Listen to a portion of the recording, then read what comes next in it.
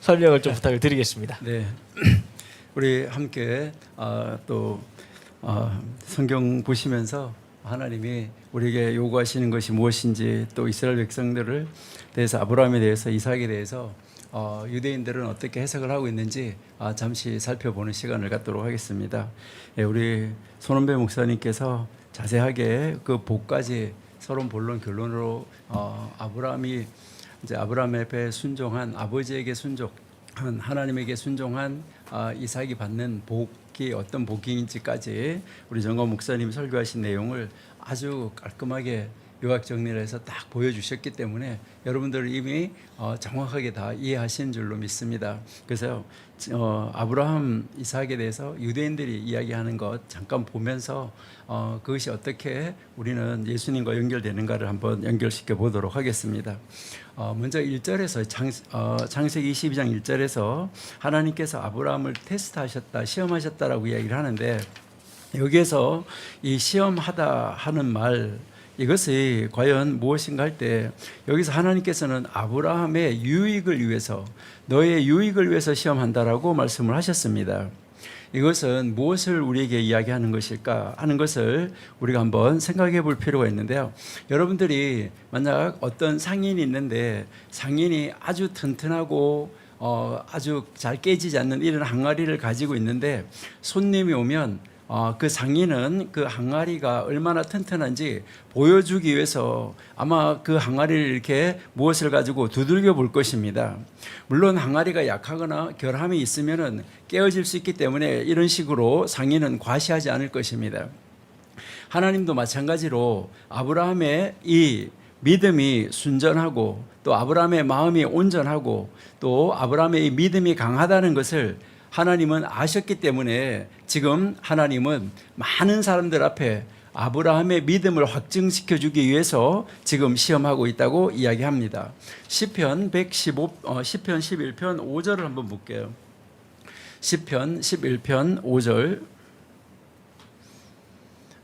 여호와는 의인을 감찰하시고 악인과 강포함을 좋아하는 자를 마음에 미워하신다라고 말씀하시는데, 여기서 여호와는 의인을 감찰하신다라고 말씀하셨는데, 이것은 하나님은 의인을 시험하신다라는 말입니다. 그러니까 하나님은 그 의인을 시험하시는 이유는 시험을 통과하느냐 못하느냐 여기에 문제가 있는 것이 아니라 많은 사람들에게 이 믿음을 확증시켜 주기 위함이라는 것입니다. 그러니까 아브라함을 시험한 것도, 하나님이 시험한 것도 아브라함의 믿음을 확증시켜 주기 위함이 첫 번째고요. 두 번째도 아브라함을 시험한 것은 아브라함을 위하여서라고 말씀하셨는데, 아브라함에게 많은 복을 주시겠다고 약속하셨기 때문입니다. 그래서 아브라함에게 주어진 것은 선과 평안 대신에 많은 고통이 따라오는데, 이것은 무엇 때문일까? 아브라함을 끊임없이 시험을 하는데 유대인들은 10가지 시험을 했는데 이게 마지막 시험이라고 이야기를 합니다. 그래서 그 10가지 시험을 쭉 해오면서 복을 주신다고 하고 10가지 시험을 하신 것은 무엇 때문일까? 근데 그 시험 동안에 아브라함은 한 번도 불평한 적이 없다는 것입니다. 아브라함의 삶은 연이은 문제들로, 아주 심각한 문제들로 가득 차 있었지만은 아브라함은 모든 고통을 사랑으로 받아들였다고 이렇게 가르쳐주고 있습니다. 하나님께서는 아브라함이 이삭을 제물로 바치라는 요청을 받았을 때도 불평하지 않으실 것을, 아브라함이 불평하지 않을 것을 하나님은 아셨다는 것이고요. 이 위대한 믿음의 행위에 대해서 더 많은 상급을 받을 자격이 있다는 것을 많은 사람들에게 확증시켜 주시기 위해서 테스트를 했다는 것입니다. 그리고요, 세 번째 한 가지 더 이유는 사람들이 아브라함에게서 신앙의 교훈을 배울 수 있게 하기 위해서 테스트했다는 것입니다. 그러니까 유대인들에게 아브라함을 바라보면서 바로 이런 신앙의 교훈을 배워라 라고 하는 교훈을 보여주기 위해서라는 거예요. 그래서 분명히 다른 사람들에게 유익을 가져다가 준다고 하면 그것은 굉장한 공로였을 것이라고 이야기를 합니다. 그래서 사람들은 아브라함의 믿음의 행위를 본받아서 이 거짓된 세상에서 많은 올무가 있고 많은 시험이 있고 또 많은 유혹이 있을지라도 그런 세상의 함정을 이겨나갈 수 있는 신앙을 소유할 수 있도록 만들어줬다라고 이야기를 합니다.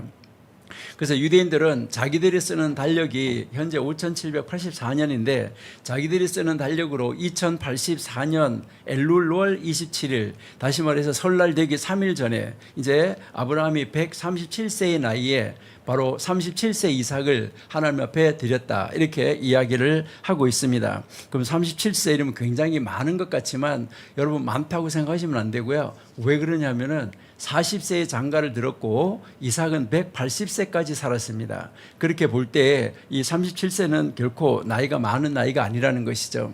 그러면 여기서 시험하다라고 이야기를 하는데, 이 시험하다는 말은 앞에서도 이야기했지만 확신을 준다, 입증하다는 말인데요. 이 단어는 성경에서 약 36번 정도 나오는데 18번이나 확증하다라는 말로 쓰여지고 있습니다. 물론 다양한 의미가 있어요. 이 단어가 민수기 21장 8절에서 쓰일 때는 높이다는 말로 쓰여졌고요. 또 뭐 시험한다 이런 말로 쓰여지는데, 특별히 유대인들의 성경 주석인 미드라시에서는 무엇인가를 높이 들여 올릴 때, 이럴 때, 또 위대하게 할 때, 그럴 때 쓰는 단어가 바로 이 시험하다는 단어, 이 지금 아브라함을 시험할 때 시험하다는 단어, 이 단어를 주로 사용을 하고 있습니다. 그러니까 여기에서도 하나님은 아브라함에게 시련을 준다거나 그를 시험한다거나 하시는 그런 분이 아닌 것은 확실합니다. 왜 그러냐면 하나님은 누구를 시험하거나 테스트하거나 이런 분이 아니시죠. 그리고 유대인들은 지금도 아침 기도 시간이나 설날, 그리고 대속죄일에 이 토라에서, 오경에서 특별히 바로 이 22장 이 부분을 읽습니다. 또 고통의 시간이 올 때마다 이 22장을 읽습니다. 또 그 유대인들은 무엇을 어찌할 수가 없을 때, 우리가 사면초가라고 할 때 그런 것처럼 어찌할 수 없는 진퇴양난의 사건 속에 접하여 있을 때 그들은 이 창세기 22장을 읽으면서 그 어려움을 겪는 사람들, 이것을 이겨내고 또 거기에서 하나님이 은혜를 베풀어 줄 것을 이제 간절히 기도하고 있습니다. 하나님은 이제 아브라함을 부르십니다.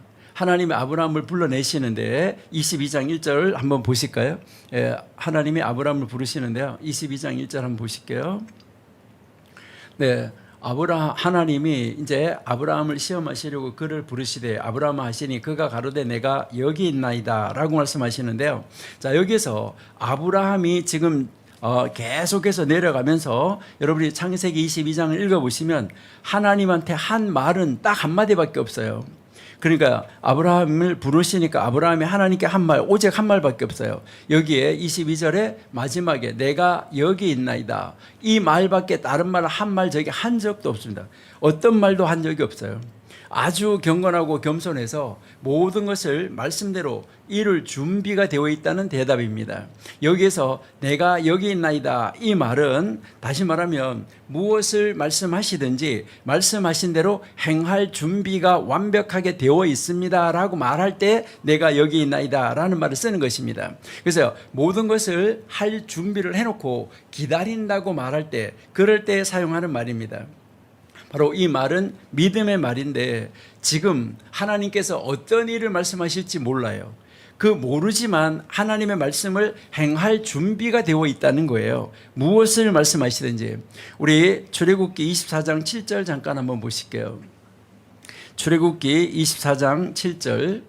네, 여기에서 제일 마지막 부분만 한번 볼게요. 우리가 준행하리다 라고 되어 있는데 원래 이 말씀은 우리가 행하겠습니다, 우리가 듣겠습니다 이렇게 되어 있어요. 그러니까 하나님이 무엇을 말씀하실지 알지도 못하면서 행하겠습니다 그리고 듣겠습니다 이렇게 되어 있어요. 그러니까 하나님이 말씀하시는 것은 무엇이든지 우리에게 유익한 것이기 때문에 우리는 행하겠습니다, 그러니까 그러고 듣겠습니다 라고 말한 것처럼 지금 아브라함도 마찬가지입니다. 하나님이 무엇을 말씀하시든지 할 준비가 되어 있다는 것이죠. 그 다음에 2절을 한번 보실게요. 출애굽기 22장 2절. 22장 2절을 보시면 하나님은 여기에서 요구하신 것이 아니라 요청하셨습니다. 여러분, 요구하고 요청하고는 한번 생각해 보시면 좋은데요. 여기에서 이제 22장 2절에서 출애굽기가 아니고요, 창세기 22장 우리요.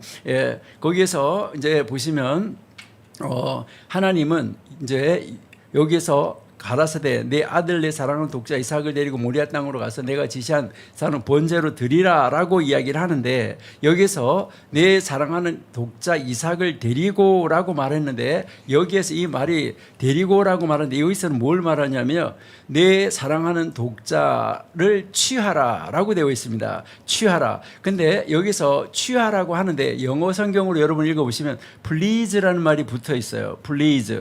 그러니까 히브리어도 마찬가지인데요. 취하라, 제발, 이렇게 되어 있는 것입니다. 취하라, 제발. 여기서 이 제발 그렇게 취하라 이렇게 하는 것은 간청과 애원을 표현할 때 주로 사용하는 말입니다. 그러니까 누구에게 무엇을 간청할 때.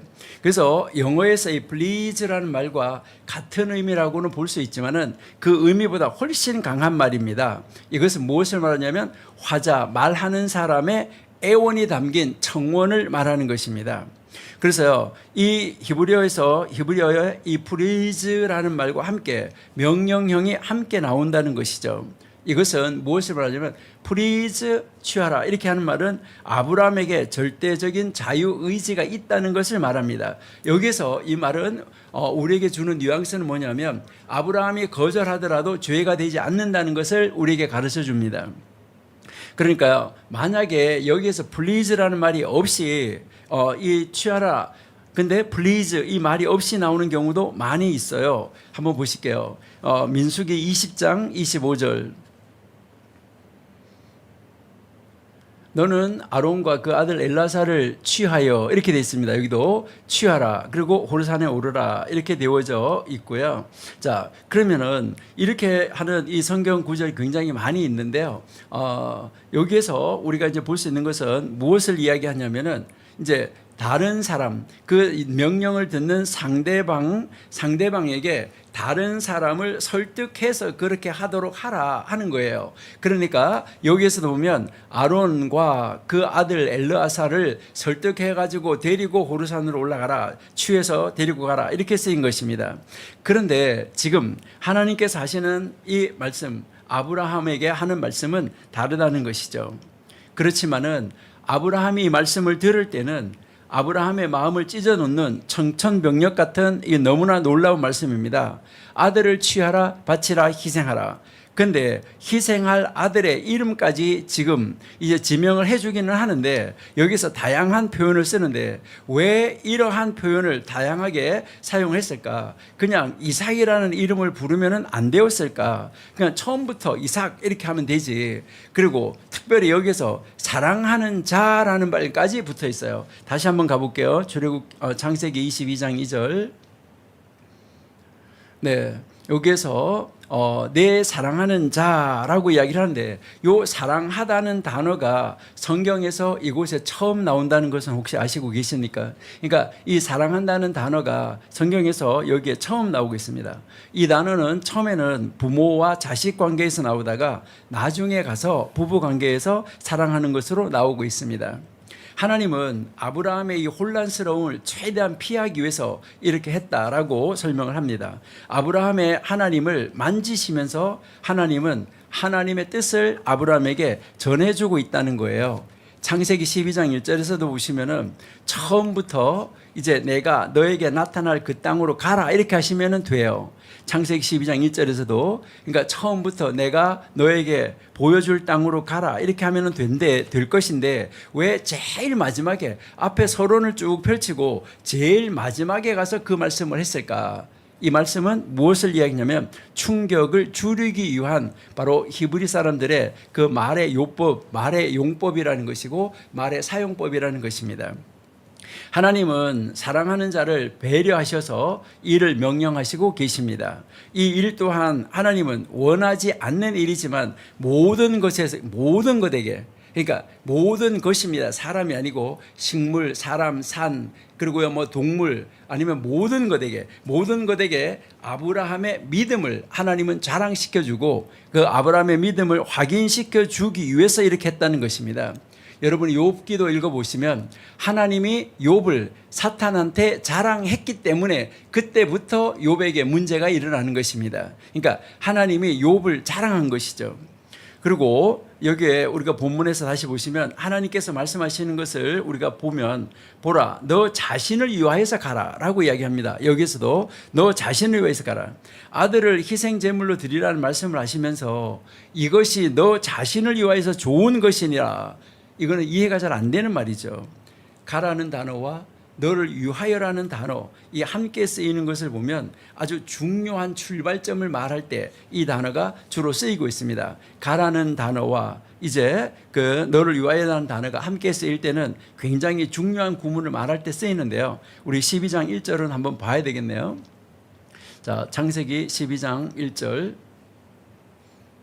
여호와께서 아브라함에게 이르시되 너의 본토 친척 아버지 집을 떠나서 내가 네게 지시할 땅으로 가라 이렇게 하는데 여기서도 너 자신을 위하여서 가라 이렇게 되어져 있습니다.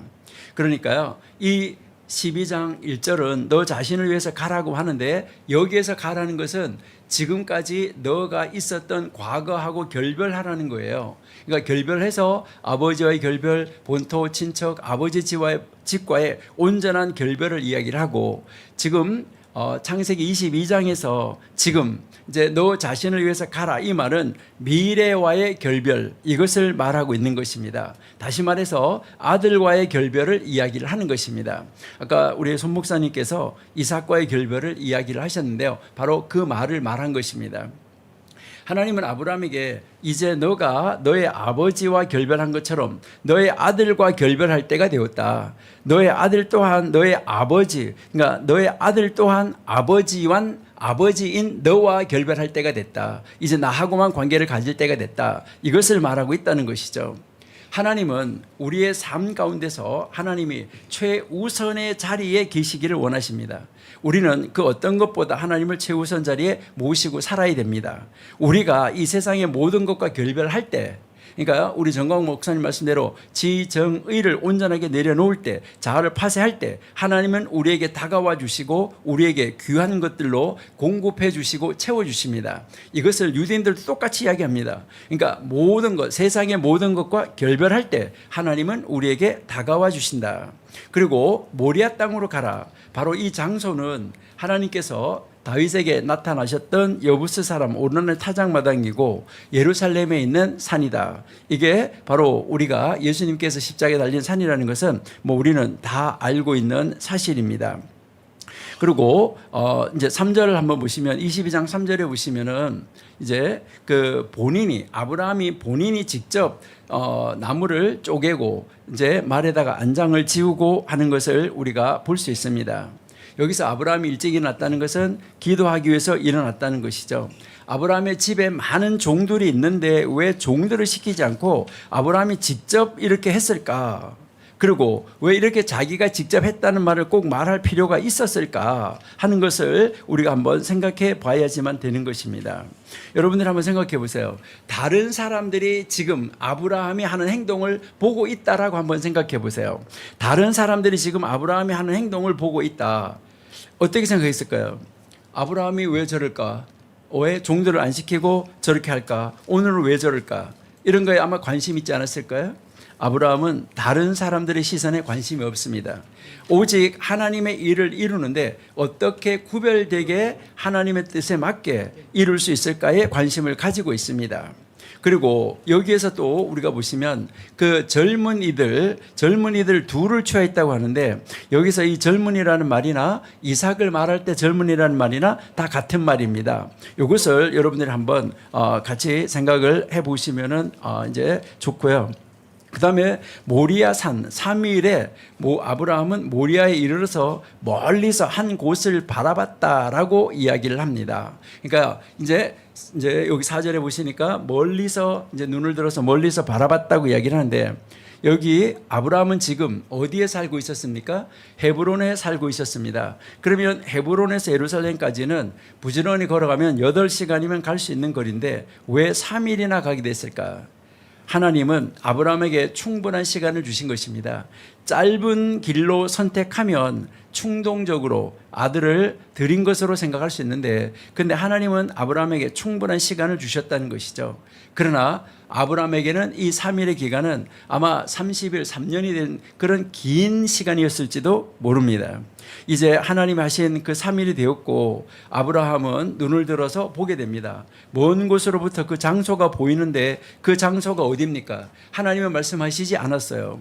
단지 모리아의 산들 가운데 하나라고 말씀하셨는데 어느 장소를 지목한 것은 아니었었어요. 그런데 지금 어떻게 그 자리를 보게 된 것일까?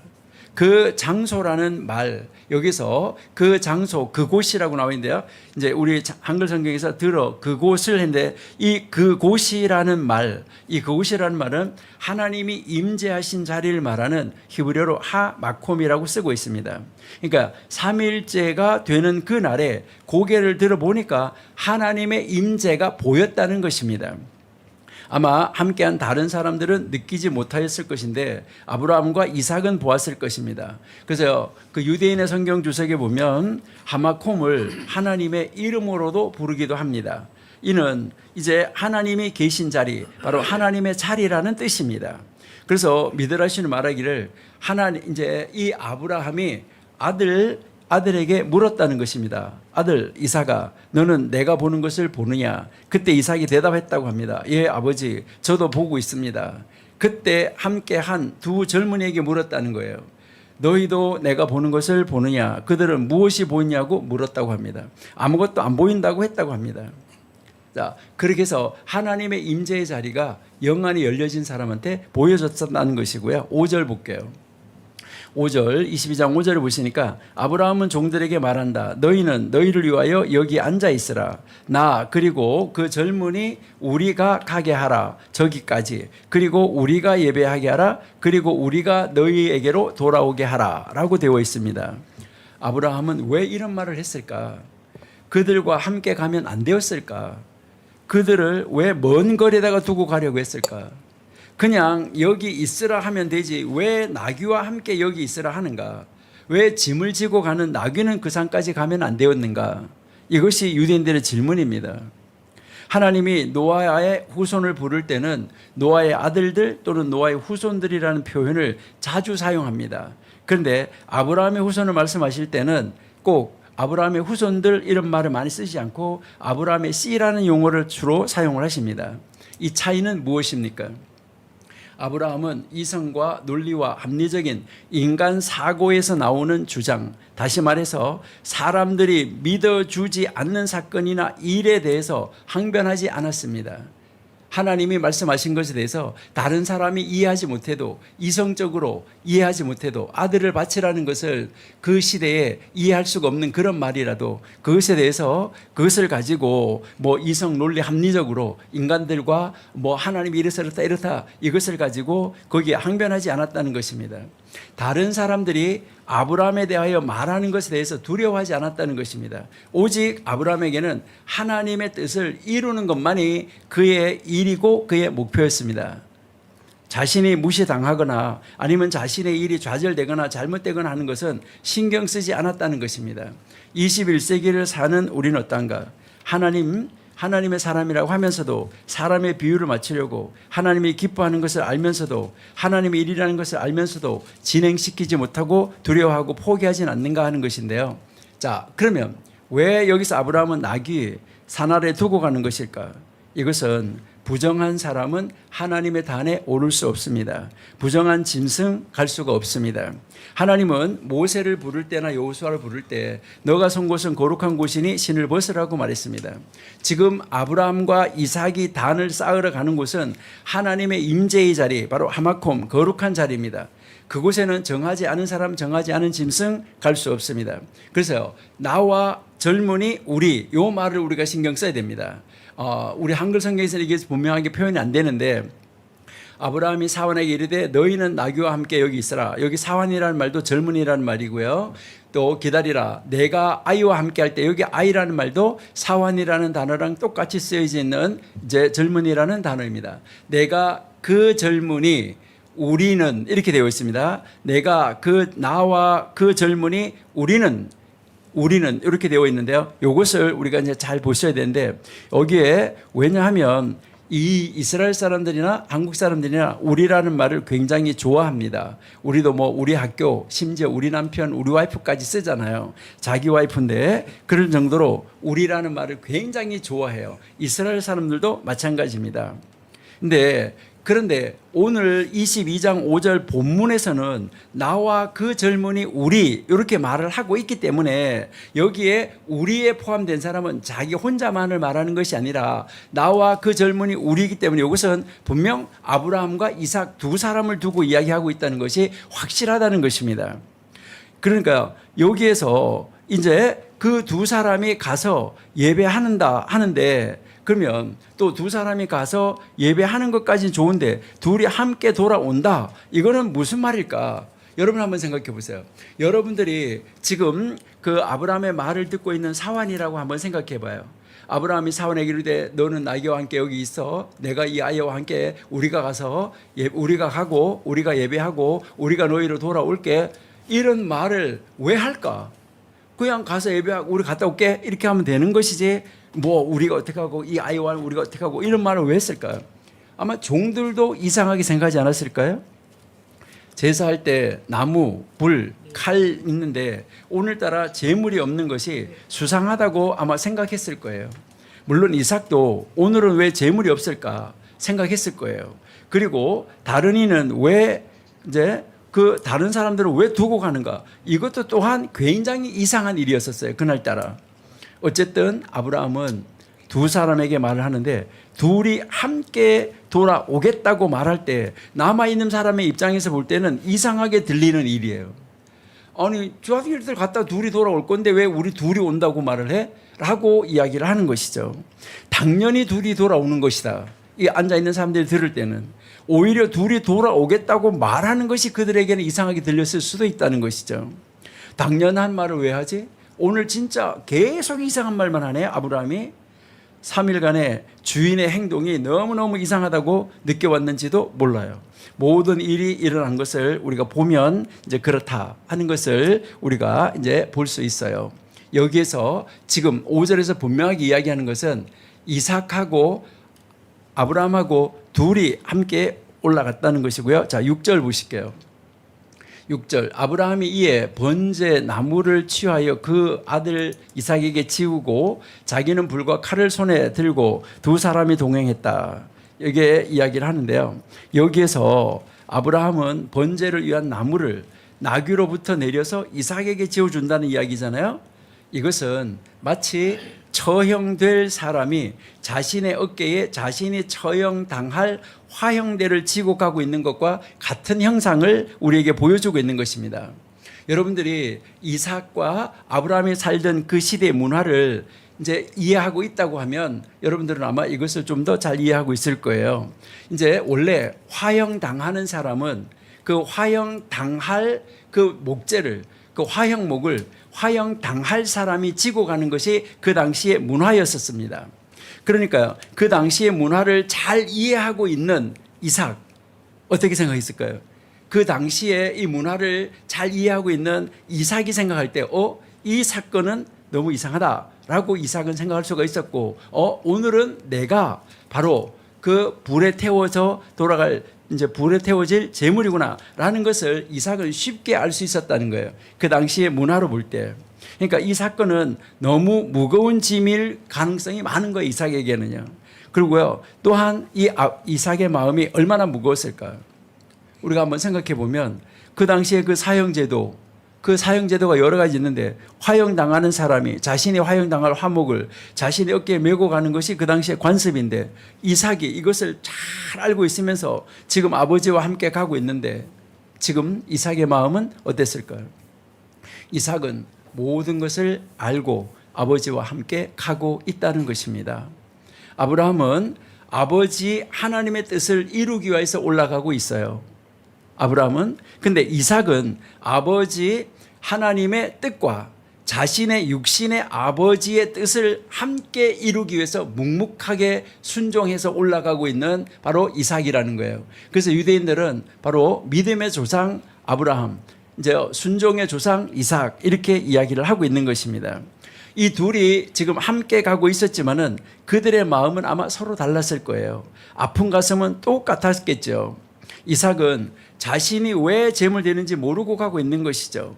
단지 아버지가 하시는 모든 일은 하나님이 원하시는 일이고 아버지가 하시는 모든 일은 그릇된 일이 없다는 것을 알 뿐이에요. 지금 그 어떤 것도 모르고 오늘 자신이 재물이라는 것을 알고 가는 그 심정은 얼마나 안타까울까. 아버지 아브라함은 아들에게 묵시적으로 오늘은 너가 재물이라는 것을 알려준 거예요. 그 화형목을 짊어지고 가는 것은. 그리고 자신은 그 수행원들로부터 불, 칼을 넘겨받아서 들고 가는 거예요. 이러한 아버지의 심정을 보고 마음이 아프지 않다고 하면 그 사람은 사람이 아니다라고 탈무드에서 말하고 있어요. 여기에서 우리에게 보여주는 것은 바로 예수님을 십자가에 못 박는, 독생자 예수님을 십자가에 못 박는 하나님의 마음이 어떻겠는가.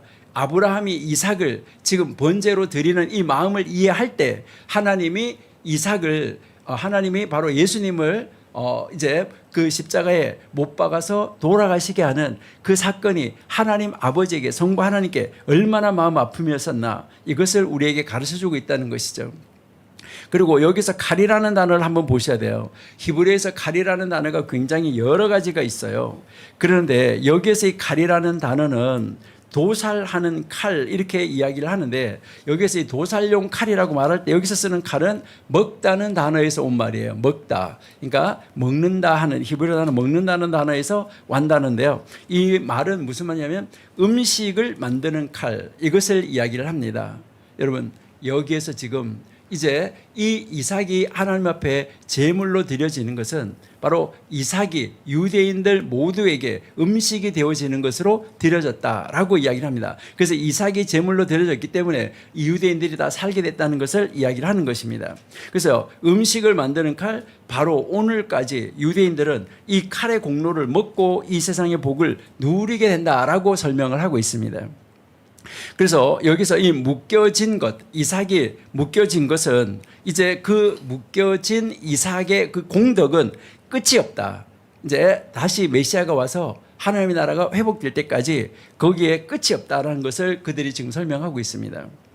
우리가 어려움을 겪을 때마다 하나님께 이제 이 이삭이 묶였던 것을 기억해달라고 기도하면 하나님께서 자비를 베풀어 주신다. 이렇게 유대인들은 말하고 가르치고 있습니다. 그리고 이 22장을 읽을 때 하나님께 불순종하기보다는 순교를 당할 준비가 되어 있다라고 그들은 고백을 하고 있습니다. 그러니까 하나님의 말씀에 불순종하는 것보다는 우리는 순교다. 이 마음의 자세를 가지고 22장을 읽고 있다는 것입니다. 이것은 죄를 속죄하는 데 도움이 된다는 거예요. 특히 악의 충동을 이길 수 있는 힘을 달라고 하나님 앞에 기도할 때 바로 이 22장을 읽어가고 있다라고 이야기를 합니다. 지금 아버지와 아들이 함께 가지만 마음속은 어땠을까 하는 것을 우리가 한번 생각해 봅니다. 자, 7절 이제 한번 보시죠. 7절. 7절에 보시니까 이삭이 아버지에게 물어요. 드디어 이삭이 아버지에게 입을 열어서 물어요. 이제 뭐라고 묻습니까? 지금까지 침묵하고 있다가 이제 탁 묻는 말이 바로 무엇입니까? 재물이 어디 있습니까? 번제할 양이 어디 있습니까? 라고 지금 묻고 있는 것이죠. 그러니까 화형에 쓸 나무를 가지고 지고 가고 있다는 것은 자신이 재물이라는 것을 알면서도 지금 뭐 하고 있는 거예요? 아버지한테 지금 묻고 있다는 것이죠. 그럴 때 아버지가 말하는데 이 아버지의 대답을 우리가 한번 잘 보셔야 돼요. 나의 아들아, 내가 여기 있다. 이 대답이 말하려고 하는 것은 무엇인가? 아들의 입에서 무슨 말이 나올까 했는데 아니나 다를까 이 말이 나왔다는 것이죠.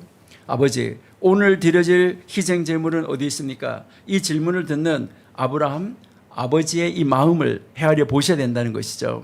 이것은 지금 이제 아버지, 재물이 어디 있습니까? 오늘 제가 재물입니까? 이렇게 암시적으로 이삭이 지금 말하고 있는 것인데, 이것은 마태복음 26장 39절에서 예수님이 겟세마네 동산에서 바로 기도했던 그 말씀입니다. 아버지, 제가 이 잔을 꼭 마셔야 됩니까? 바로 그 말을 이삭이 했다는 것이죠.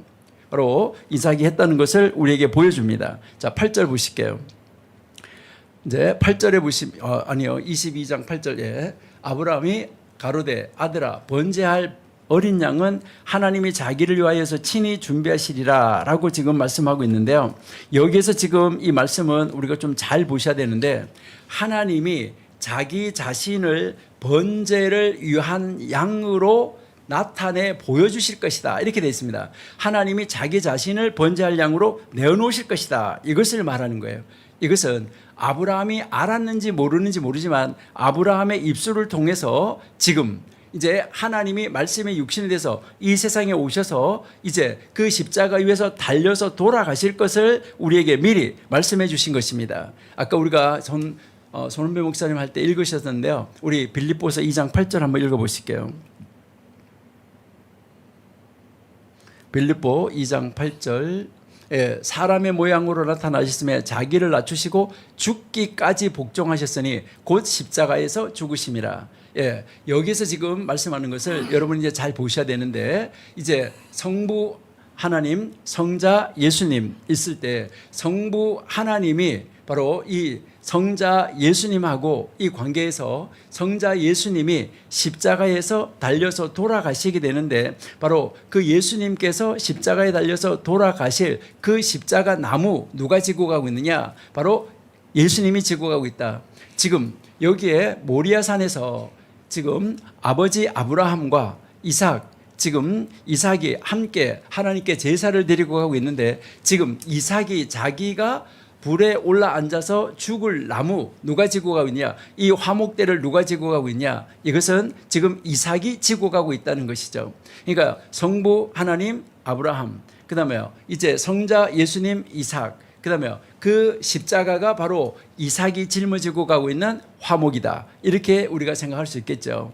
그리고 여러분들이 이 창세기 22장을 읽으실 때 뭐 시간이 없기 때문에 제가 이제 줄이려고 그러는데요. 이제 여러분들이 읽으실 때 무엇을 생각하시고 읽어야 되냐면 이제 왜 이 제사를 드리는데 이런 식으로 제사를 드렸을까?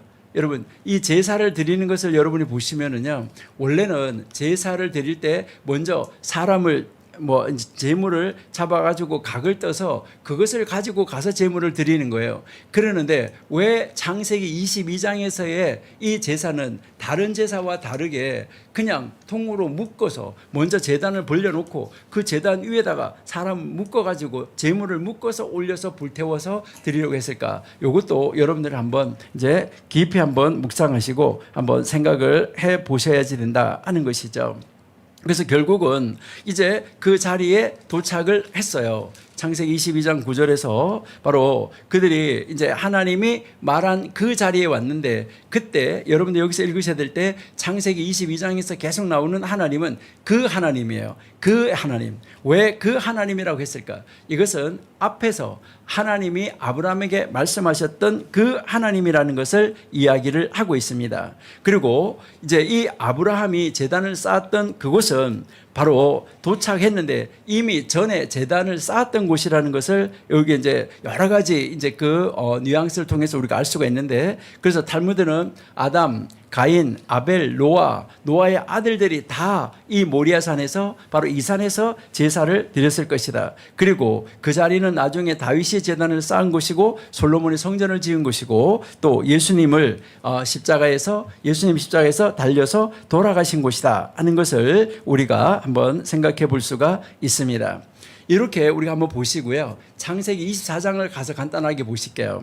창세기 24장을 여러분 한번 보시면은 창세기 24장은 아브라함의 아들 이삭을 장가 보내는 장면이 나옵니다. 그 장가 보내는 장면, 결혼시키는 장면인데 여기에서 아브라함은 무슨 역할이냐? 이제 정광 목사님이 이제 이 설교에서 자세하게 말씀하셨는데 아브라함은 바로 성부 하나님을 말하고 이삭은 바로 성자 예수님을 말하고 이 리브가는 누구냐? 바로 성도인 바로 우리다. 우리가 바로 예수님의 신부다. 이렇게 지금 말씀을 하고 있습니다. 바로 이 창세기 22장에서도 우리에게 24장에서도 분명히 가르친 것은 아브라함이 성부 하나님이고 이삭이 성자 예수님이고 거기에서 우리가 바로 이제 신부가 돼서 예수 그리스도의 신부가 되는 우리가 그 신부, 그게 바로 리브가가 바로 우리를 상징하고 있다라고 우리가 이제 볼 수가 있는데요. 이것을 한번 보시기 위해서요. 우리 마태복음 25장 6절을 한번 보실게요.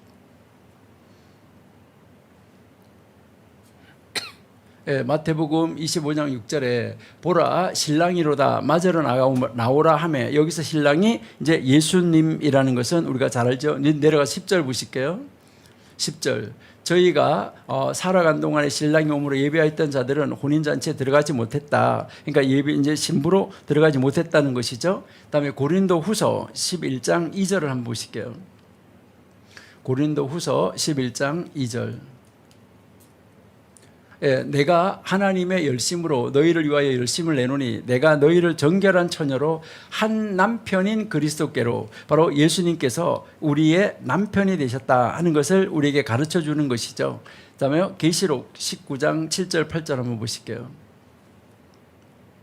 계시록 19장 7절 8절 우리가 즐거워하고 크게 기뻐하여 그에게 영광을 돌리세 어린 양의 혼인 기약이 이르렀고 그 아내가 예비되었다. 바로 이 창세기 24장에서 이제 이 성부 하나님이 되는 바로 이 아브라함이 이제 아들 이삭, 성자 예수님을 결혼시키는 것, 요것을 우리에게 예표적으로 보여준다라고 볼 수가 있는데요. 그러니까 아브라함이 아들 이삭을 장가 보내는 것이 바로 앞으로 우리가 하늘나라에 갔을 때 천상의 혼인 예식을 우리에게 예표적으로 보여주고 있다는 것이죠. 그 예표적으로 보여주는 것을 볼 때에 분명히 이제 이 아브라함은 성부 하나님이고 이삭은 바로 이제 이 성자 예수님이었었다. 그리고 거기에서 이제 그 신부로 들어가는 리브가는 바로 그 앞으로 있어질 혼인 예식에 참여하게 될 때 우리가 예수 그리스도의 신부로 단장하고 들어가게 되는 이 신부를 말한다라고 볼 수가 있습니다. 그렇기 때문에 우리 정광 목사님께서 지금 설교에서 계속해서 말씀하시는 대로 이제 이 아브라함, 이삭, 야곱은 바로 이 삼위일체 하나님을 예표적으로, 상징적으로, 모형적으로 우리에게 보여주는 것이 틀림없다 하는 것을 우리가 알 수 있습니다. 그러므로 우리가 이 믿음을 가지고 정말 이삭이 받았던 그 모든 그 복, 또 앞으로 이제 야곱을 통해서 그 복이 엄청나게 확장되어지는 이 복을 받아 누릴 수 있는 자리로 나가는 우리가 되면은 참 좋겠습니다. 아멘. 감사합니다.